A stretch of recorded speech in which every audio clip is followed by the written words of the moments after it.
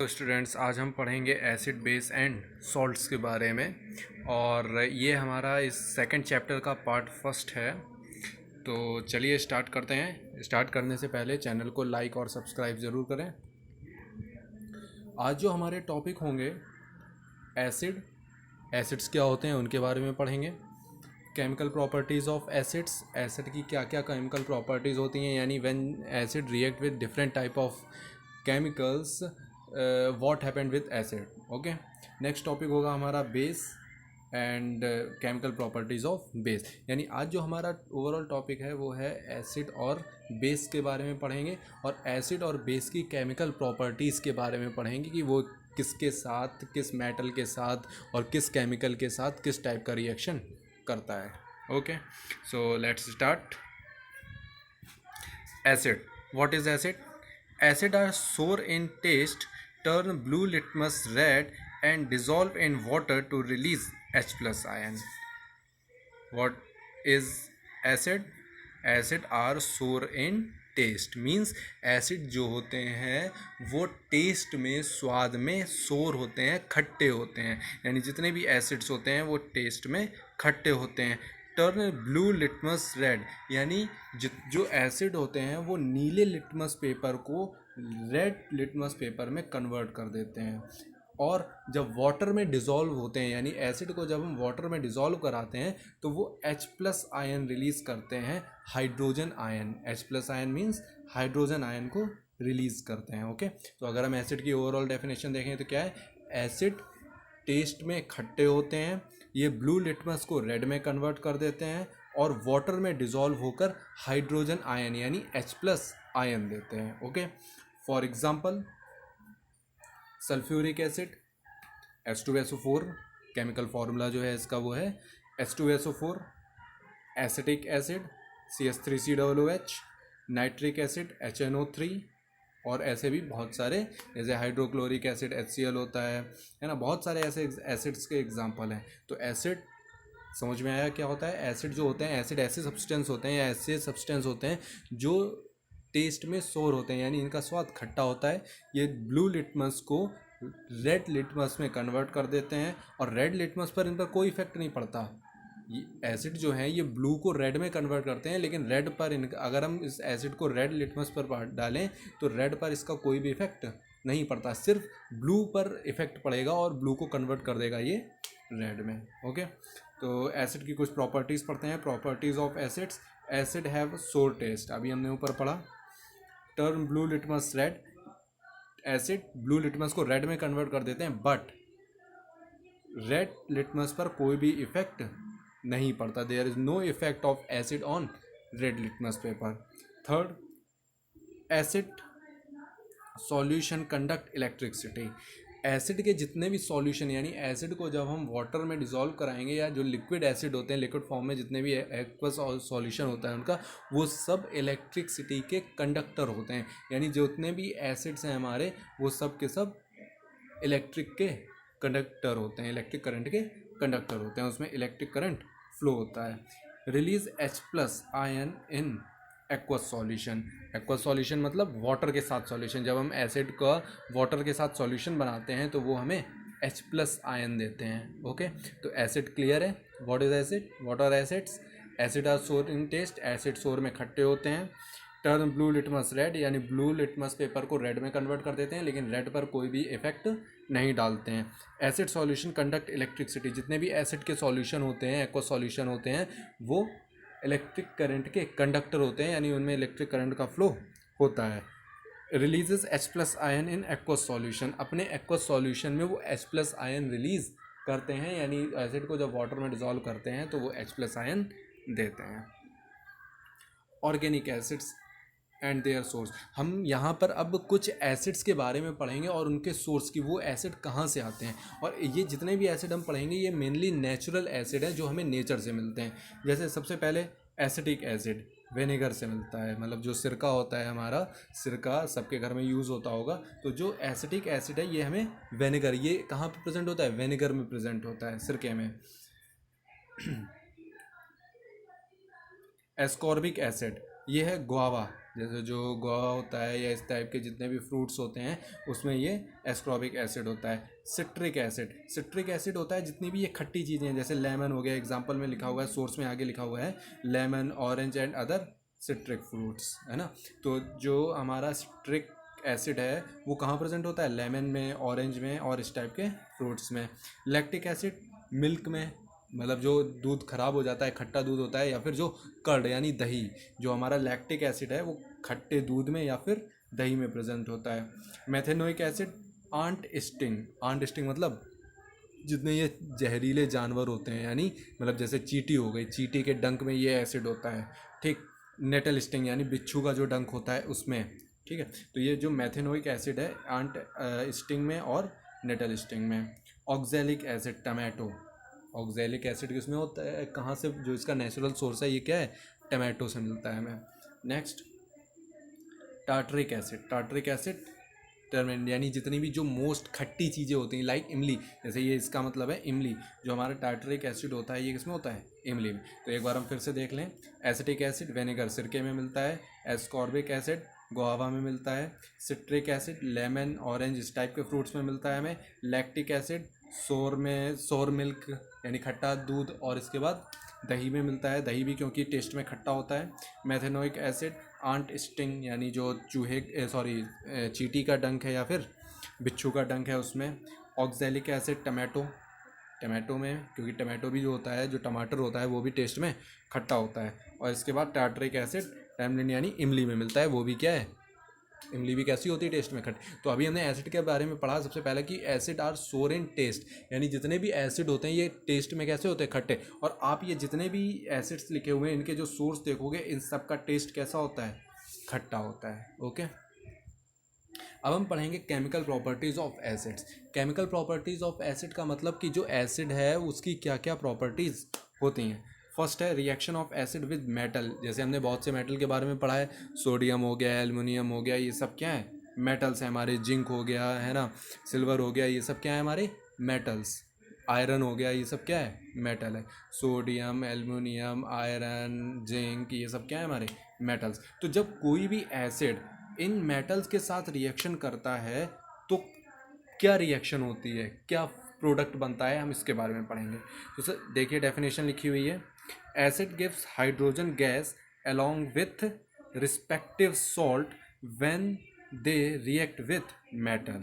क्या है, acid gives hydrogen gas, यानी एसिड हाइड्रोजन गैस रिलीज करते हैं और साथ में respective salt when they react with metal, यानी एसिड की रिएक्शन जब मेटल के साथ होती है तो सॉल्ट बनता है और साथ में हाइड्रोजन गैस रिलीज होती है।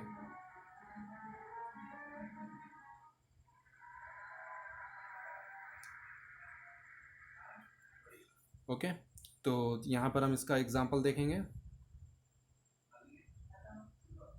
अगर हम एग्जांपल में यहाँ पे इसकी जो जनरल रिएक्शन है, इसको जनरल रिएक्शन को देखें तो metal plus acid gives salt and hydrogen, यानी मेटल जब एसिड के साथ रिएक्शन करता है तो सॉल्ट और हाइड्रोजन देता है। ओके, यानी metal when reacts with acid it form salt and hydrogen. Okay, तो ये हमारी जनरल रिएक्शन है। एग्जाम्पल में अगर हम यहाँ पे सबसे नीचे देखें पहले, तो ये Zn यानी जिंक, क्या है, जिंक जब रिएक्शन करता है HCl के साथ यानी हाइड्रोक्लोरिक एसिड के साथ, तो क्या है, जो जिंक है वो हाइड्रोजन से मोर रिएक्टिव होता है और हाइड्रोजन की जगह पर खुद क्या आ जाएगा, जिंक। यानी ये जिंक क्या करेगा, इस हाइड्रोजन को यहाँ से हटाकर खुद हाइड्रोजन की जगह पर आ जाएगा। ठीक, तो देखिए यहाँ पर यही हुआ है, ये जिंक ने हाइड्रोजन को हटाया और खुद ZnCl2 बनाया और साथ में हाइड्रोजन गैस, यानी जिंक क्लोराइड। और जिंक क्लोराइड क्या है, ये एक सॉल्ट है। ठीक है, एक बार हम फिर से इस एग्जांपल को समझने की कोशिश करते हैं। क्या है ये हमारा एग्जांपल में दिया हुआ है, when zinc react with HCl में ये एक एसिड है, हाइड्रोक्लोरिक एसिड, और जिंक मेटल है। तो मेटल जब जिंक इस एसिड के साथ रिएक्शन कर रहा है तो जिंक जो है हाइड्रोजन को हटा के, क्योंकि हाइड्रोजन गैस रिलीज होगी, तो हाइड्रोजन को हटा के वहाँ पर खुद आ जाता है और बनाता है क्या, ZnCl2, और साथ में यहाँ पर हाइड्रोजन गैस रिलीज होती है। तो इस तरह से रिएक्शन होता है मेटल और एसिड के बीच में। Next, reaction of acid with metal carbonate. Metal carbonate मतलब CO3, मेटल कार्बोनेट, कार्बोनेट मतलब CO3। ओके, तो इसमें क्या होता है, मेटल जब देखिए जो इसकी इजी डेफिनेशन है उसको समझने की कोशिश करिए सीधे सीधे, कि जब एसिड किसी मेटल कार्बोनेट के साथ रिएक्शन करता है तो वो क्या बनाता है, सॉल्ट बनाता है। ठीक है, अभी सॉल्ट क्या होते हैं वो हम आगे और पढ़ेंगे, जो हमारा एसिड बेस के बाद जो हमारा नेक्स्ट टॉपिक होगा वो सॉल्ट के बारे में ही होगा। लेकिन अभी हम यहाँ पर पढ़ रहे हैं कि जब एसिड और मेटल कार्बोनेट रिएक्शन करेंगे तो ये क्या बनाएंगे, सॉल्ट बनाएंगे। ठीक, सॉल्ट के साथ साथ ये कार्बन डाइऑक्साइड गैस रिलीज करेंगे, और कार्बन डाइऑक्साइड के साथ साथ ये क्या बनाएंगे, वाटर। यानी इस बार यहाँ पर 3 प्रोडक्ट होंगे। जब मेटल कार्बोनेट एसिड के साथ रिएक्शन करेगा तो साथ में क्या बनाएगा, पहले सॉल्ट, सॉल्ट के साथ कार्बन डाइऑक्साइड और साथ में वाटर। ओके, तो इस तरह से 3 रिएक्शन, 3 प्रोडक्ट बनेंगे यहाँ पर। 3 प्रोडक्ट में salt, carbon dioxide and water. Example देखें, एग्जाम्पल में अगर हम देखें, hydrochloric acid gives carbon dioxide gas, sodium chloride among with water when reacts with sodium carbonate. जिसका अगर हम सीधे इस इक्वेशन को देखना चाहें तो देखिए, Na2CO3 इसे हम बोलते हैं सोडियम कार्बोनेट। क्या है ये, सोडियम कार्बोनेट। तो मेटल कार्बोनेट की जगह हमने क्या लिया है, मेटल कौन सा लिया है, सोडियम। तो sodium carbonate plus HCl hydrochloric acid. अब यहाँ पर क्या होगा, ये जो हमारा मेटल है Na, ये इस Cl के साथ आके ऐड हो जाएगा। ठीक, तो इसने क्या बनाया, NaCl। NaCl जो CO2 है, CO3 है, CO3 से एक ऑक्सीजन निकलेगा और इस हाइड्रोजन के साथ ऐड हो जाएगा, तो ये क्या बनाएगा, H2O। और जब CO3 से एक O निकल गया तो क्या बचा, CO2। तो इस तरह से यहाँ पर ये क्या बनाएंगे, कार्बन डाइऑक्साइड और वाटर और साथ में एक सॉल्ट। ठीक है, अभी जब हम सॉल्ट के बारे में पढ़ेंगे तो ये आपको और क्लियर हो जाएगा कि ये सॉल्ट क्या है और कैसे बनते हैं। ठीक है, तो जब एसिड मेटल कार्बोनेट के साथ रिएक्शन कर रहा है तो क्या बना रहा है, सिर्फ अभी आप इतना याद रखिए कि ये जो रिएक्शंस हो रही हैं उसमें क्या क्या प्रोडक्ट बन रहा है। जैसे metal carbonate react with acid, जब मेटल कार्बोनेट एसिड के साथ रिएक्ट कर रहा है तो क्या बनाएगा, salt, carbon dioxide and water. Okay, और इसके लिए एग्जांपल हमने नीचे देख लिया है। Reaction of acid with hydrogen carbonate, metal hydrogen carbonate. Hydrogen carbonate को हम शॉर्ट में या इसका अदर नेम बाई कार्बोनेट भी बोलते हैं। क्या बोलते हैं, by carbonate. Reaction of acid with hydrogen carbonate या फिर बाई कार्बोनेट। यहाँ पे भी अभी जो हमने पीछे पढ़ा था कि मेटल कार्बोनेट और बाई कार्बोनेट दोनों के साथ ही सेम रिएक्शन होती है। जैसे एसिड मेटल हाइड्रोजन कार्बोनेट, यानी एसिड और मेटल हाइड्रोजन कार्बोनेट कोई है, जब उनकी आपस में रिएक्शन होगी तो सॉल्ट बनेगा, कार्बन डाइऑक्साइड बनेगी और साथ में वाटर। यही तीनों चीज़ें हमारी पीछे रिएक्शन में भी बन रही थी। ठीक है, तो अगर इसका हम नीचे एग्जांपल देख लें तो NaHCO3 पीछे अगर आपको एग्जांपल याद होगा तो वहाँ पर Na2CO3 था, लेकिन अब जो हमने लिया हुआ है उसमें NaHCO3 और साथ में H2SO4 सल्फ्यूरिक एसिड के साथ रिएक्शन कराई है। तो हमने पहले ही बताया क्या बनाएगा, सॉल्ट, और सॉल्ट बनता है Na और SO4 के साथ रिएक्शन, यानी सोडियम इस सल्फेट के साथ जब रिएक्शन करेगा तो क्या बनाएगा, यहाँ पे कुछ गलत हो गया है, उसको छोड़िए, लेकिन जो प्रोडक्ट बनेगा वो आएगा हमारा, क्या आएगा, Na2CO3। क्या बनाएगा, Na2CO3। ओके, और साथ में कार्बन डाइऑक्साइड एंड H2O यानी वाटर रिलीज होगा। आप इसको अभी छोड़ दीजिएगा, इसको मैं नेक्स्ट या कमेंट में जो हमारा डिस्क्रिप्शन होगा वहाँ पर इसको करेक्ट कर दूँगा। ओके, नेक्स्ट है कॉमन इन एसिड। जितने भी एसिड्स हैं उसमें क्या चीज़ कॉमन है, इसको आप पहले मैं एक्सप्लेन कर दे रहा हूँ, फिर आपको जो इसमें है वो समझाऊँगा।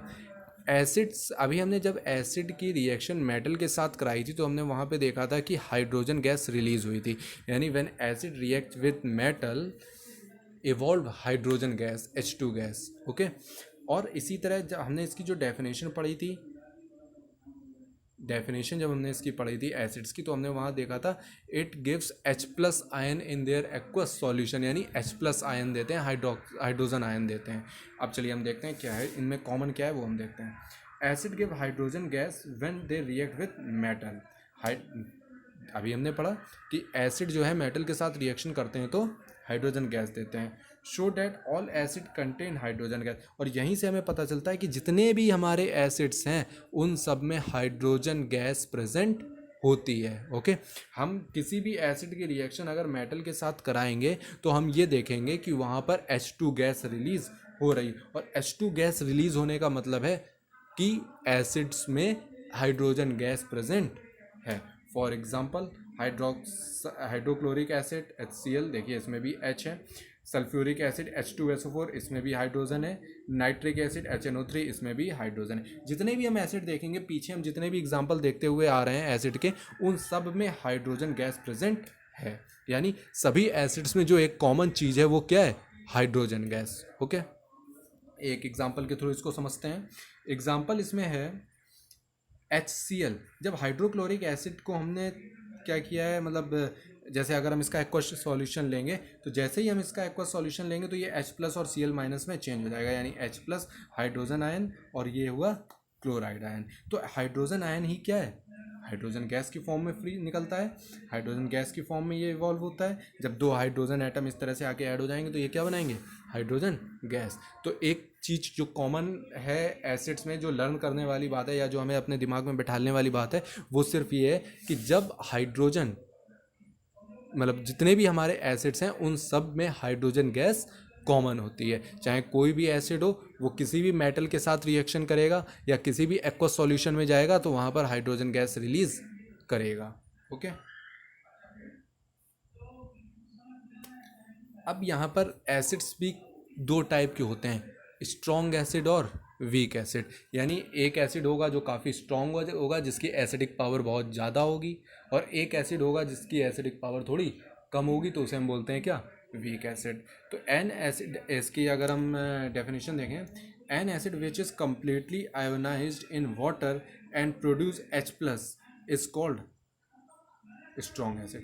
अच्छा, अभी हमने पढ़ा क्या, जितने भी एसिड हैं उसमें हाइड्रोजन गैस है। अगर हम इसको सिंपल फॉर्म में समझना चाहें तो इसमें क्या लिखा हुआ है? N acid which is completely ionised in water and produce H plus is called strong acid. यानी एक एसिड में जितना भी हाइड्रोजन गैस प्रेजेंट है वो सब का सब निकल जाए। कब? जब हम उस एसिड को वाटर में डिज़ोल्व करा रहे हैं। यानी जब हम, अगर हम किसी एसिड को वाटर में डिज़ोल्व करा रहे हैं और डिज़ोल्व कराने पर उस एसिड में जितनी भी हाइड्रोजन है सबकी सब निकल जाए, तो वो एसिड कैसा होगा? स्ट्रॉन्ग एसिड होगा। समझ में आया? स्ट्रॉन्ग एसिड्स क्या होंगे? ऐसे acids which evolve complete hydrogen gas when they dissolve in water. Okay, इसका एग्जाम्पल, अगर स्ट्रॉन्ग एसिड जो है उनके कुछ एग्जाम्पल्स इंपॉर्टेंट हैं, उनको याद रखिएगा।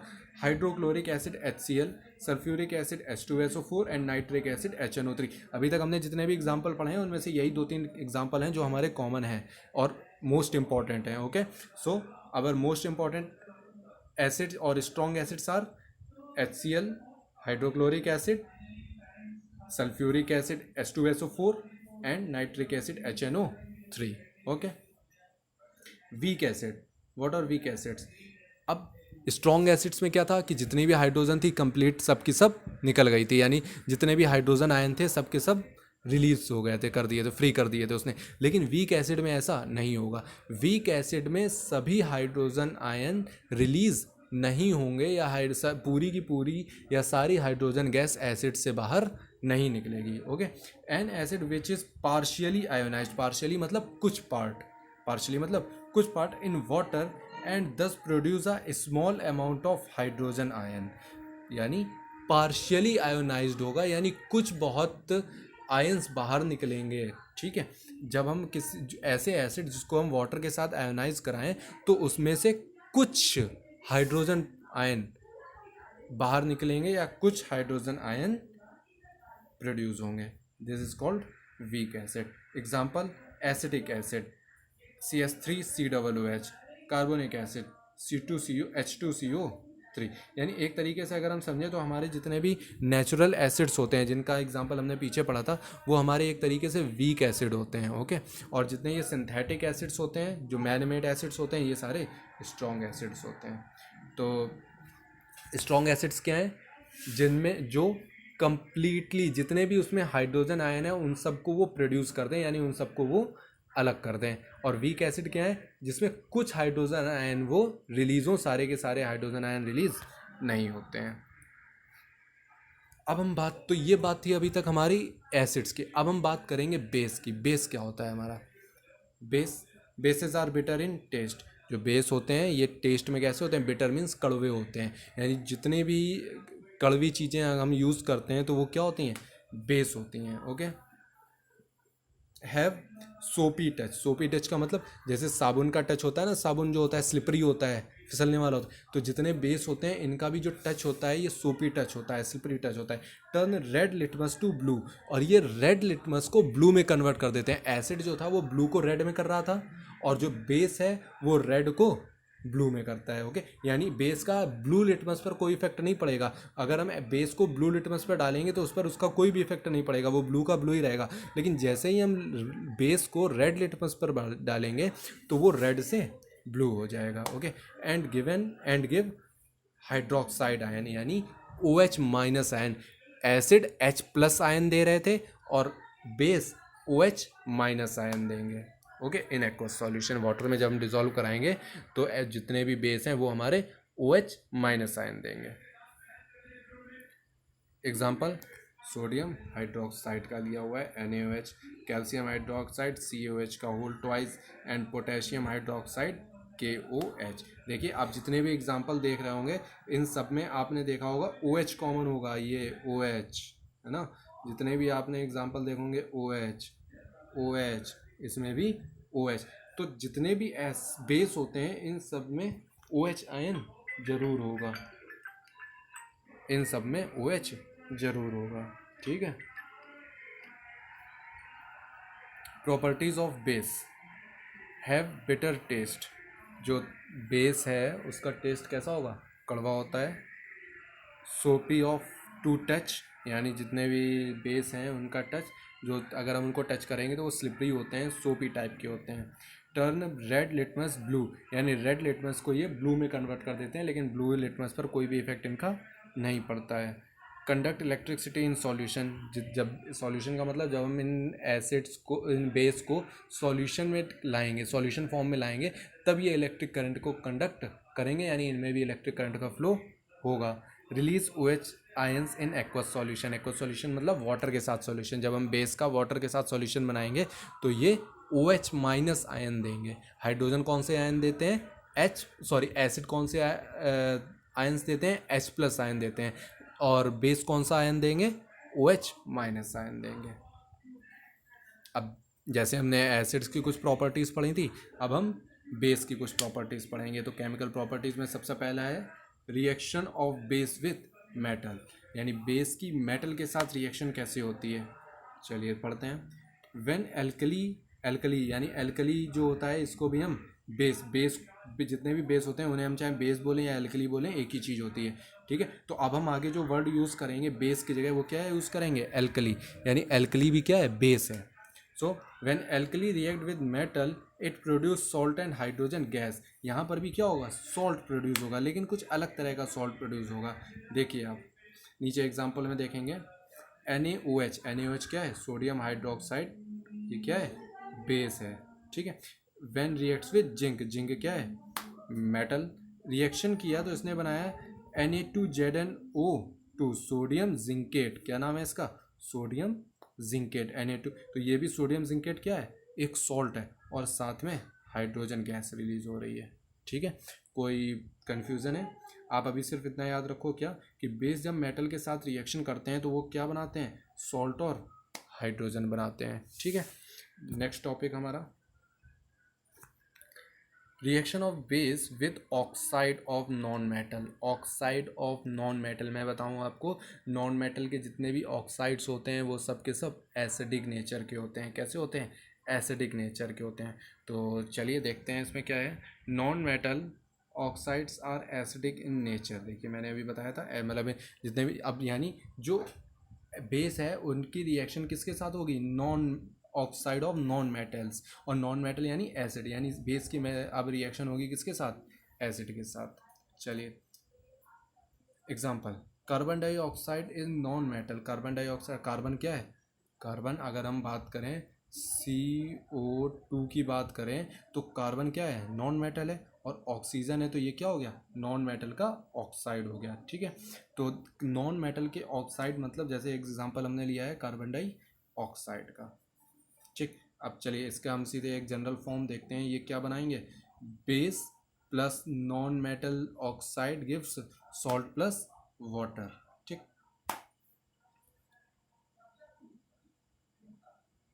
नीचे रिएक्शन में आ जाएं अगर हम, तो sodium hydroxide NaOH reacts with H2O। देखिए सोडियम हाइड्रोक्साइड क्या है, हमारा बेस है, और CO2 एक हमारा नॉन मेटल ऑक्साइड। ओके, तो ये क्या बनाएंगे, Na2CO3 सोडियम कार्बोनेट, क्या बनाया इन्होंने, सोडियम कार्बोनेट, और साथ में H2O। तो सोडियम कार्बोनेट क्या है, हमारा सॉल्ट है, सोडियम कार्बोनेट क्या है, हमारा सॉल्ट। तो अगर हम इसको जनरल इसकी जो रिएक्शन है उसको याद रखें तो वो क्या है, base plus non metal oxide gives salt and water. यानी जब कोई भी बेस नॉन मेटल ऑक्साइड के साथ रिएक्शन करेगा तो सॉल्ट एंड वाटर देगा।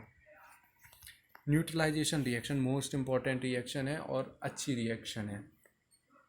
न्यूट्रलाइजेशन रिएक्शन हमने पहले भी पढ़ी थी, जब हमने लास्ट चैप्टर में टाइप्स ऑफ रिएक्शन पढ़े थे, वहाँ पे हमने न्यूट्रलाइजेशन रिएक्शन पढ़ी थी, यानी एसिड और बेस के बीच की reaction. An acid neutralised a base when they react with each other and respective salt and water are formed.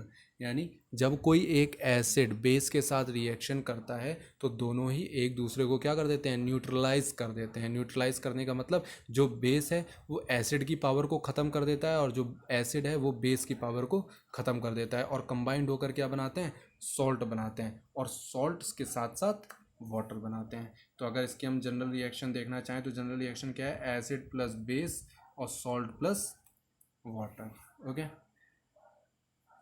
तो न्यूट्रलाइजेशन रिएक्शन एग्जांपल में अगर हम देखें इसमें तो HCl यानी हाइड्रोक्लोरिक एसिड प्लस NaOH, यानी HCl हमारा क्या है, एसिड है, हाइड्रोजन H प्लस आयन है इसमें, और NaOH क्या है हमारा, सोडियम हाइड्रोक्साइड। जब ये दोनों रिएक्शन करेंगे तो यहाँ से Na और इस क्लोरीन के साथ क्या करेगा रिएक्शन, तो NaCl बनाएंगे, और ये H और ये OH दो मिलके क्या बनाएंगे, H2O बनाएंगे। तो इस तरह से रिएक्शन होती है कौन सी, न्यूट्रलाइजेशन रिएक्शन, यानी when an acid reacts with base they neutralise each other and form corresponding salt and water. Okay, reaction of acid with metal oxide. Metal oxide जो होते हैं, जैसे नॉन मेटल के जो ऑक्साइड थे उनका नेचर एसिडिक था, अब जो मेटल के ऑक्साइड होंगे उनका नेचर कैसा होगा, बेसिक नेचर होगा। यहाँ पे भी जो रिएक्शन होगी वो भी कैसी होगी, वो भी रिएक्शन कैसी होगी, न्यूट्रलाइजेशन रिएक्शन होगी। इसमें भी हम इसकी सीधे सीधे पहले तो हम इसकी जनरल फॉर्म देखेंगे, acid plus metal oxide, acid और plus metal oxide form salt and water. ये भी एक तरीके से क्या है, न्यूट्रलाइजेशन रिएक्शन है, क्योंकि एसिड और मेटल ऑक्साइड होता है क्या, बेस। ओके, आइए इसके नीचे रिएक्शन देखते हैं। HCl plus CaO, HCl plus CaO, तो यहाँ से Ca और यहाँ से Cl आपस में रिएक्शन करेंगे और क्या बनाएंगे, CaCl2, और बचा H और OH, तो ये H और OH मिलके बनाएंगे क्या, वाटर H2। ठीक, तो ये कुछ रिएक्शंस हैं जो बेस की हैं और मोस्ट इम्पॉर्टेंट रिएक्शन है। ठीक, तो इसमें अगर हम बात करें एसिड और मेटल ऑक्साइड की जब रिएक्शन होगी तो ये क्या बनाएंगे, ये भी करस्पॉन्डिंग सॉल्ट एंड वाटर। आप सॉल्ट को लेकर अभी कंफ्यूज मत होइए, एसिड और बेस के बाद में इस टॉपिक आएगा वो हमारा सॉल्ट का ही होगा, और वहाँ पर हम अच्छे से समझेंगे कि आखिर ये सॉल्ट है क्या। ठीक है, कॉमन इन ऑल बेसिस, अभी हमने पढ़ा था कॉमन इन ऑल एसिड्स, जितने भी एसिड हैं उन सब में क्या चीज़ कॉमन है, H प्लस आयन कॉमन होता है, यानी उस सब में हाइड्रोजन गैस होती है। इसी तरह कॉमन इन ऑल बेसिस, देखिए all basis dissolve hydroxide ion, dissociate hydroxide ion, यानी जितने भी बेस होते हैं वो सब के सब हाइड्रोक्साइड आयन यानी OH माइनस आयन होता है। उसमें कौन सा आयन होता है?